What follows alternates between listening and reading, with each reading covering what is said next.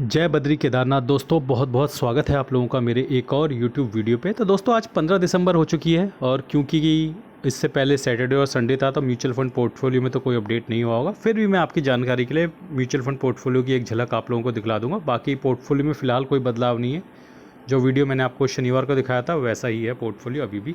तो आपकी जानकारी के लिए बता दूँ कि मेरे ग्रो ऐप के म्यूचुअल फंड पोर्टफोलियो में फ़िलहाल 44,110 रुपये का मुनाफा चल रहा है और 2747 इन्वेस्टेड वैल्यू है, 2791 करंट वैल्यू है पोर्टफोलियो की। और ये मेरे म्यूचुअल फंड्स में रिटर्न है। अगर मैं इनको सॉर्ट कर दूं रिटर्न वाइज तो आपको दिखेगा कि सबसे ऊपर इन्वेस्को इंडिया मिड कैप है, HDFC मिड कैप है, निपॉन इंडिया लार्ज कैप है, पराग पारिक है, एडलवेज है, बंधन large and mid, HDFC can't small cap. मेरा कॉन्ट स्मॉल कैप पॉजिटिव में है क्योंकि मैं जनवरी 2024 से इन्वेस्ट किया था। कोटक मिड कैप और नीचे कुछ हैं लाल वाले कुछ म्यूचुअल फंड जिसमें टाटा स्मॉल कैप लीड कर रहा है नेगेटिव 12%। फिर Invesco India structure, India Nippon India Power and Infra, Bank of India small cap, Quant mid cap, Canara टोबैको, Quant infrastructure, Nippon India small cap, HDFC defence, Aditya Birla Sun Life, Quant large and mid, Motilal Oswal. तो ये सब कुछ हैं जो negative में है। तो आइए चलते हैं अब अपने इंड मनी ऐप के म्यूचुअल फंड पोर्टफोलियो पे, तो एक नज़र वहाँ पे भी पड़वा देते हैं। बाकी फ़िलहाल चेंजेस वहाँ पे भी कुछ नहीं है। तो जैसा कि आप देख सकते हैं कि 8,59,000 इन्वेस्टेड वैल्यू है और 9,08,000 करंट वैल्यू है पोर्टफोलियो की। तो 48,820 रुपये का मुनाफा चल रहा है, लगभग 5.5% का। 45,500 रुपये की SIP है जिसमें से 18,000 की SIP कंप्लीट हो चुकी है। और आज कौन कौन सी मेरी SIP कटी है वो दिखा देता हूँ। बाकी पोर्टफोलियो में कोई चेंज नहीं है, जो मैंने आपको शनिवार को दिखाया था वही है अभी। तो आज Bandhan large cap, Jio BlackRock flexi cap, Motilal Oswal mid cap, ये 3 SIP मेरी आज धड़ल्ले से कट गई हैं। बाकी अब चलते हैं अपने इंड मनी ऐप के म्यूचुअल फंड पोर्टफोलियो, लेकिन उससे पहले हम चलते हैं अपना इंडिसेस पे। तो जैसा कि इंडिसेस की बात करें, देखिए दोस्तों, मेरी जो कल की प्रेडिक्शन थी उसमें से आधी प्रेडिक्शन तो ठीक हो गई। मैंने बोला था कि रिटेलर जो हैं वो बियरिश पोजीशन बना के गए हैं तो उनको मुनाफा नहीं होने दिया आज स्मार्ट मनी ने। सुबह भले ही मार्केट नीचे गई थी लेकिन शाम होते होते मार्केट को वो ऑलमोस्ट फ्लैट कर दिया उन्होंने, ताकि जो पोजीशन लॉन्ग करके मतलब शॉर्ट करके बैठे हुए थे रिटेलर्स वो मुनाफा ना कमा पाए। जिन्होंने सुबह पोजीशन कैंसिल कर दी होगी उनका तो मुनाफा हो गया होगा, लेकिन उसके बाद जो सोच रहे होंगे कि हम ज़्यादा कमाएंगे और मोटा कमाएंगे, उन सब का मुनाफा फिजल आउट हो गया था जैसे जैसे मार्केट रिकवर करती चली गई। तो इतनी प्रेडिक्शन तो आज मेरी सही हुई। पिछले हफ्ते रिटेलर्स को कमाने दिया था उन्होंने, जो भी उसकी वजह रही थी, लेकिन इस बार ये गलती नहीं की है स्मार्ट मनी ने और मार्केट को एकदम फ्लैट कर दिया, ताकि वो जो शॉर्ट करके पोजीशन पैसे बनाने की कोशिश कर रहे थे हमारे रिटेलर्स, उन्हें पैसा नहीं बनाने दिया। अभी उन लोगों का भी नहीं बना, मार्केट ऊपर भी नहीं गई है लेकिन मार्केट को नीचे भी नहीं जाने दिया है फ़िलहाल। तो पोजीशन तो कल ही कटनी है स्मार्ट रिटेलर्स की। निफ्टी में ही लगा रखा होगा अधिकतर पैसा, तो आज एक दिन था और कल का दिन है, कल फिर से एक्सपायरी आ जाएगी। तो अपनी प्रेडिक्शन आधी तो ठीक हुई है, बाकी मार्केट बढ़ी नहीं, that is a different thing, क्योंकि रुपये जो है वो रिकॉर्ड लो छू लिया उसने। तो वो जब भी रिकॉर्ड लो छूता है ना, उस मार्केट का सेंटिमेंट एकदम नेगेटिव हो जाता है जैसे वो रिकॉर्ड लो छूता है। तो आज सुबह ही मार्केट खुलते ही न्यूज़ आ गई थी कि रुपये ने जो है रिकॉर्ड लो छू लिया है, और जैसे वो न्यूज़ आती है रिकॉर्ड लो की, अचानक से एक सेंटिमेंट पूरा नेगेटिव हो जाता है। हालांकि मार्केट को ऊपर जाना चाहिए था जिस तरह की पोजीशन बनी हुई थी, लेकिन एक बैड न्यूज़, एक बड़ी बैड न्यूज़ हमेशा मार्केट के सेंटिमेंट को बदलने की ताकत रखती है, और रुपये का लगातार लो पे लो बनाते जाना अपने आप में एक बहुत बड़ी बैड न्यूज़ के बराबर ही है।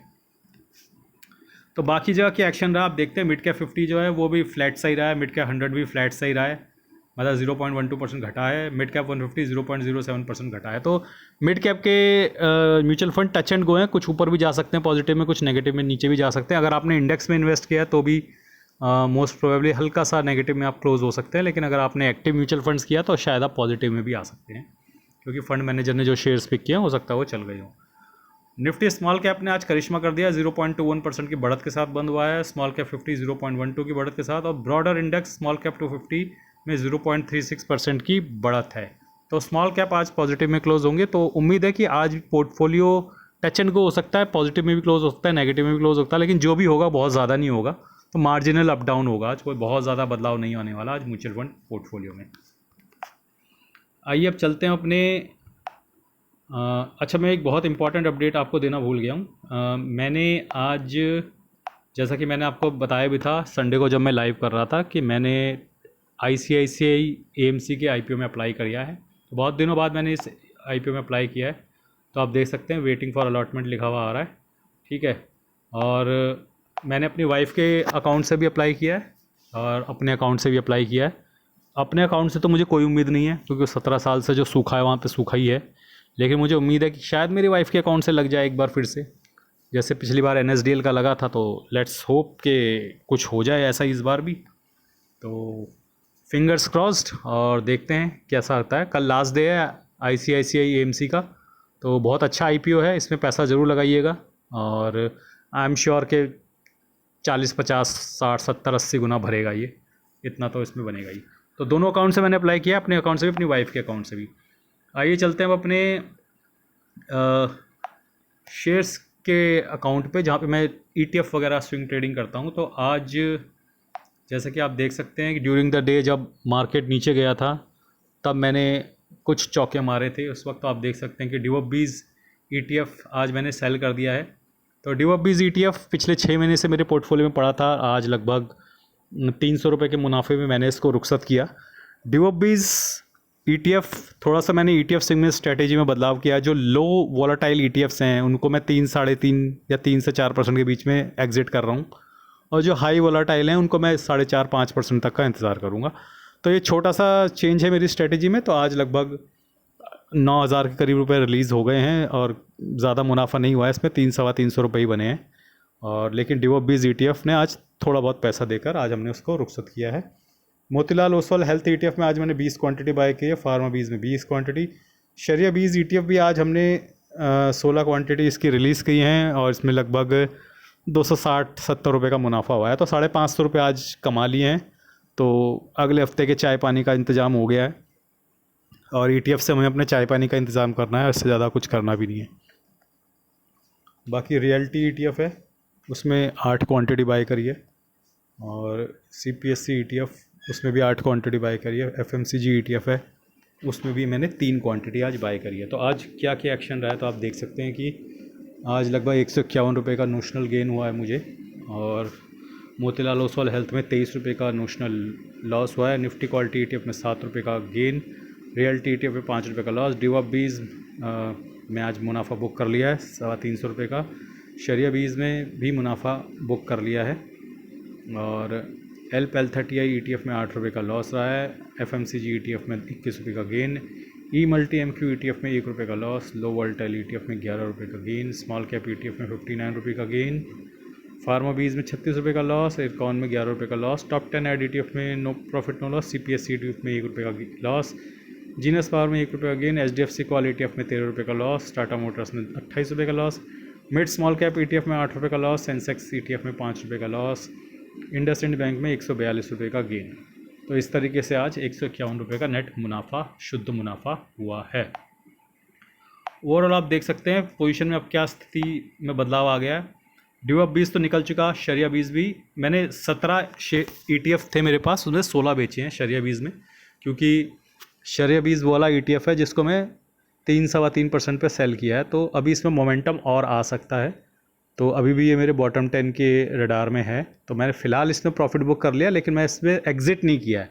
तो 17 में से 16 ही बेचे, एक बचा कर रखा है। अब दोबारा इसमें मैं पोजीशन बिल्ड करूँगा, क्योंकि शरिया बीज अभी भी मेरे बॉटम 10 ईटीएफ्स के रडार में है, जो 52 वीक लो के सबसे नज़दीक हैं। वो ऐसे 10 ईटीएफ, उनमें शरिया बीज अभी भी मौजूद है।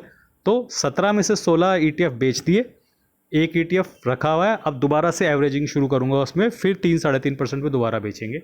तो डिवोबीज़ क्योंकि मेरे बॉटम 10 ईटीएफ के रडार से बाहर हो गया, तो मैंने इसमें कोई क्वांटिटी अपने पास नहीं रखी, इसको मैंने फुली बेच दिया है। फार्मा बीज में अभी भी 2.5% का मुनाफा है, और निफ्टी क्वालिटी ईटीएफ में 2.25% का मुनाफा है। तो निफ्टी क्वालिटी भी एक लो वोलेटाइल ईटीएफ है जो 3 से 4% के बीच में बुक होगा। फार्मा बीज एक हाई वोलेटाइल ईटीएफ है जो 4.5 से 5 के बीच बुक करूँगा। लो वॉलेटाइल ईटीएफ है, ये 2% के प्रॉफिट में है। ई multi MQ ETF 1.5%, L30I ETF 1.5%, mid small 1.25, HDFC call ETF 1%, realty ETF 0.5%, top 10 एड ETF 0.5%, small cap ETF 0.25%, CPSE ETF no profit no loss, Sensex ETF no profit no loss, FMCG ETF आधा % के नुकसान में, health ETF 1.25% के नुकसान में, IndusInd bank 6,000 के, Tata motor 15,000 के, जीनस पावर 1,500 के, इरकॉन 3,000 के नुकसान में चल रहा है। तो दोस्तों लगभग 11% के नुकसान में है ये पोर्टफोलियो। 2,20,000 इन्वेस्टेड वैल्यू है, 1,93,000 करंट वैल्यू है पोर्टफोलियो की। और बाकी जानकारी मैं सब आपको दे चुका हूँ। मैंने कुछ फ्लिपकार्ट के लिंक्स दे रखे हैं वीडियो में, अगर आप अपने मोबाइल स्क्रीन पे टैप करेंगे तो लेफ्ट साइड बॉटम पे आपको फ्लिपकार्ट के लिंक मिल जाएंगे। कृपया वहाँ से कुछ भी शॉपिंग आप कर सकते हैं। सारी स्कीम्स, ऑफ़र और बेनिफिट्स आपको वैसे ही मिलते रहेंगे जैसे नॉर्मल फ्लिपकार्ट में मिलते हैं, लेकिन अगर आप कुछ शॉपिंग करते हैं और वो प्रोडक्ट एलिजिबल होता है तो आपके भाई को उसमें आधा 1% कमीशन मिल सकती है। आज के लिए बस इतना ही। धन्यवाद। Good bye. जय बद्री केदार।